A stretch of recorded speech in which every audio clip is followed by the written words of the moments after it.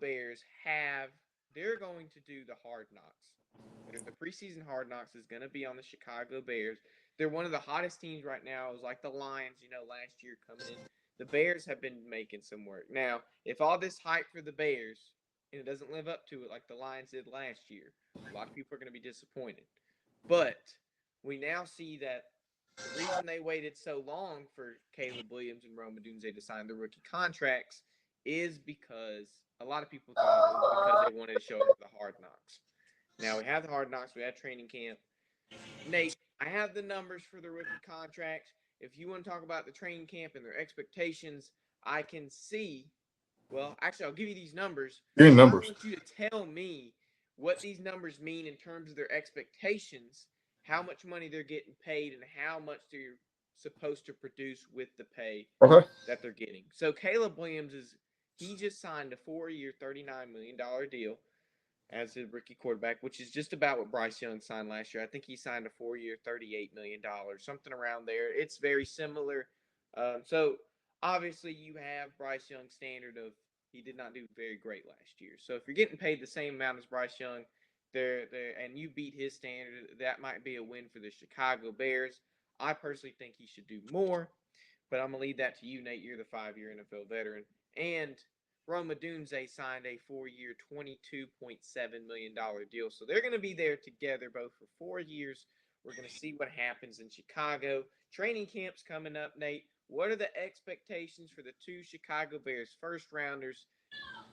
And I mean, lay it out for me. Well, let's go ahead. Let's look at draft position. Caleb Williams was drafted number one overall. That right there in itself, the franchise, they're giving him the keys to the franchise. He is quarterback one from the minute his name was called after he went up to the podium. Shook Roger Goodell's hand, smiled for the camera, had the jersey up and everything. First press conference, he was QB1, because you don't spend the number one overall draft pick on somebody that's not you're expecting to come in and not compete. He's the guy. Same thing with Rome. I don't know how to pronounce his last name. Can you help me? Odunze. Adunze. I didn't want to butcher his last name. Excuse me. But the same thing. You are expecting these guys to come in and compete. It's not about necessarily just the contract, but it's the fact that the draft position. These are first round draft picks. Okay, hey, they have high expectations for these guys. These guys are going to be pillars for this team as they rebuild and try to make a way for them to compete in this NFC North, this competitive NFC North. And this NFC North is young and competitive. So you're expecting these guys to come in, again, and compete, be leaders, and so forth, and just really be the playmakers and the stars. With Caleb Williams, I mean, he's a quarterback. The quarterback is the face of the franchise. Um, he's going to be expected to carry the load. He's going to be expected to make plays. He's a former Heisman Trophy winner. He went to the University of Southern California. He had great numbers. Now, we're not going to discredit, the competition and the fact that USC didn't play no defense. You know, he had great numbers as far as, statistically, passing yards, his completion percentage, touchdown to interception ratio. He had very, very, very solid numbers, which allow him to be drafted number one overall. Yet he's going to be expected to come in and to provide leadership and provide a spark from that QB position. Because let's just face it, the Chicago Bears, very much like the New York Jets, have not been known for their quarterbacks of years. So it's going to be something to you get the guy you want, and you expect the expectation is high. He may be a rookie and it's his first year, but the expectation is high. I mean, he could have a Bryce Young performance, and I mean, you know what? Before we actually even speak in a negative, condescending tone on Bryce Young, we got to look at some things with Bryce Young. Things that went against him. Number one, his coach was fired 8-9 games into the season. He has a new head coach. He didn't have the proper things around him. He didn't have the line. He didn't have the skill position. You know, if you want to put these young men in position to succeed, you have to have things in place for them to succeed. Excuse me. You got to have things in place for them to succeed.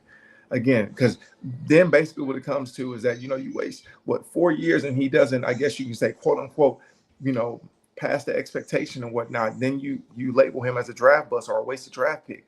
That we don't do that. You don't waste a draft pick. Again, you have to put the necessary pieces around this guy that's so he can be successful. I love, we look at CJ Stroud, number 2 overall pick last year, went into a great situation. Because if I had to, think if it was Bryce Young, I think Bryce Young would have succeeded in that situation as well. Because again, they had the team, they had the pieces, they had the coaching. That right there, again, I'm glad that Canales is there. Childhood friend. Grew up in the same area. He needs stability, and he needs to grow and progress in his mechanics as a quarterback, his film study as a quarterback, and understanding the play calls, understanding defensive, understanding the offense, and just again taking what the defense gives you, learning how to throw the ball away, not taking no unnecessary sacks and hits. These are all things that he's got to learn, and you need a quarterback and a coach. You need a coach and an offensive staff as well as the pieces around him for him to learn, for him to acclimate his system, or acclimate to the NFL system. Well, if we take their situations, one has a head coach that has been there for 3 years, but it's going to be his first year as a quarterback, and one had a head coach fired his first year as new head coach, but it's the second year in the NFL. So, honestly, I think it's more of a season to prove for the head coach Oh yeah, in hands down. Chicago, but Oh, more of a season to prove for the quarterback in Carolina. because Because I don't think Dallas is going to go one and done. I don't think Dallas is going to go one and done. We seen what he did with Baker Mayfield. What he did with Baker Mayfield. He revived his career. And Baker Mayfield led the Tampa Bay Buccaneers to an NFC South division and to a play. They won a game in the playoffs. So again, Dallas has shown his ability with quarterbacks. I think you don't give him a one and done type of ordeal. You give him time, and you got to draft the pieces around him. You have to get solid protection around Bryce Young, or he won't make it. And then again, like you said, to piggyback off that, Matt Eberflus is coaching for his job right now, and it's going to be really tough. I mean, I'm not saying it's not possible. It's going to be tough because we're talking about him competing in that NFC North, where all the teams are young and competitive. You got the young, high-flying Detroit Lions, Green Bay. Mark my words, Green Bay, they're going to be a problem. They're going to be a problem this year for some teams. Then you have Minnesota, and now you have Chicago. This is a young NFC South where it's like a lot of young bulls on these teams. Whereas, again, they're coming out there to compete and compete hard. And I'm gonna have to switch over to the. Well, I'm gonna love the competition in the South. Don't get me wrong, but I'm gonna have to switch over to some NFC North football because I think that's gonna be some entertaining football this year. Because usually it's a big brother, little brother type thing. Yeah, that's all. That's what it's been. But I don't know about this year, except maybe with the Vikings. But even then, I mean, you never know with the rookie quarterback who can surprise you. You never know.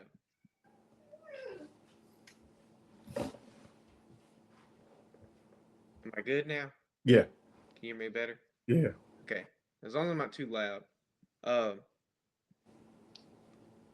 But honestly, though, I want to go back to Caleb Williams because, I wasn't a big fan of Caleb Williams. No, neither one of us were a big fan. I mean, I think me and you were consensus. Bruce, of course, Bruce was so high on Caleb Williams, and that's not to knock his talent or anything. I personally felt that, if you bring the right staff in for Justin Fields, he has showed all the intangibles and the talent and so forth to lead this team. Again, you implement a system where, again, to utilize his strengths and so forth. But also Justin Fields had to He had to make necessary sacrifices, and it's not necessarily no sacrifices, but it's called being a pro. That's acclimating yourself to your craft. Um, again, pushing yourself to be better. It's one of those situations where it's a lot of guys that play in the league. There, some guys that play in the league that like to just say, "Hey, I play in the league. I made it to the NFL." But the true professionals are working on their craft. They're watching film when they're at home. They're taking an hour out of the day after they finish practice, and they have a film set up at home where they want to go ahead and watch film, get an extra study time in. They want to study their opponent and so forth, and study themselves and critique themselves just so they can get better. You know, this it's not about just playing football no more. This is your job and your profession, and you have to acclimate yourself and act like, again, it is your job and it's a profession, not just something that you can just go around and say, yeah, I play for such and such team and this is that and the other. No, you got to carry yourself like a pro, and you have to act like a pro. Well, this was my issue with the whole situation is, I mean, you said it. I mean, we were probably in consensus with this too. Justin Fields was only getting better in Chicago. I mean, they just didn't have the pieces around him like they should have.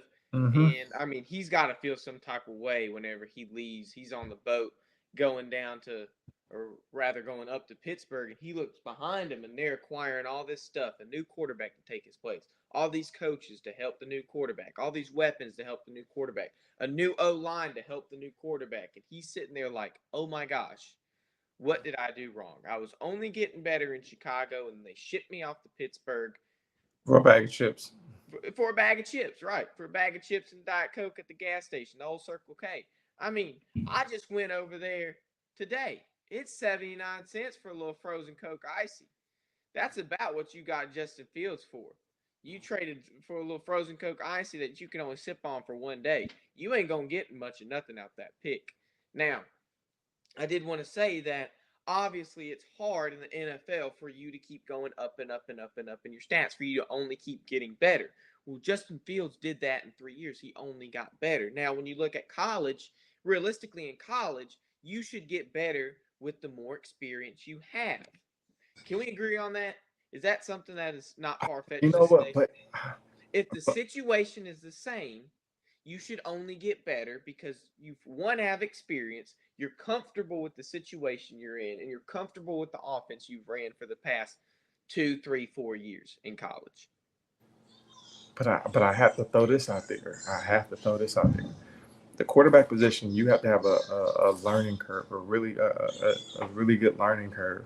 Um, and you have to really sit down and just really, you have to study your film. You got to study your craft. You got to study your technique. You have to study the defenses that you go against, and just really, again, and you got to spend time with your receivers throwing the ball, extra time with them after practice and whatnot, just working on the timing and the relationship of it. That this is where Justin Fields, in my opinion, he did not show the maturity in that department, because he was not, again, acclimating himself to develop that rapport and spend that extra time with receivers after practice and whatnot, and studying film and so forth. Justin Fields is an exclusive and an amazing talent. Explosive, big play with his legs and whatnot. But one of the things I feel that you have to improve on, and this is the game we get so enamored with the Lamar Jacksons of the world, you know, the Justin Fields, who really the Jalen Hurts, again, they can take off with the ball and again carry, like, use their legs and create explosive plays. But the quarterback position throws the ball. They command the offense and whatnot. Now, I'm gonna give Justin Fields his flowers because he had improved big time as a passer, and just, again, his pocket awareness and whatnot. What Justin is, he has to take the time to learn the position. If he learns the position and just really, you know, blocks out everything else and just concentrate on his craft and just getting better from that standpoint of where he was at in Chicago, and just improving his mechanics and throwing the ball understanding and reading defenses, going through your progressions, knowing what to do when, again, you see a too high shell, but that strong side safety, he's actually going to be coming down into a seam flat where it's going to be single high closed safety. Your progressions change. You have to be able to think those things. One of the things I heard from from one of my coaches, Jim Caldwell, my last years in Detroit. Uh, he identified the quarterback position to a surgeon, where a surgeon that's getting ready to have that's about to get ready to operate on a patient, they see the cut before they actually cut. The quarterback has to see the play before the play actually goes and whatnot. So it's just him getting better, and that's the only problem that I had. You know, yeah, he again he made some strides, but again, after a while, and given his coaching situation and so forth, it was unfortunate. It was up and down. Yet he didn't make the necessary leaps in the passing department as what true quarterbacks are supposed to do. Because again, a quarterback throws the ball. Quarterback does not run the ball. Quarterback throws the ball. They command the offense. They lead the offense. So that was my only thing.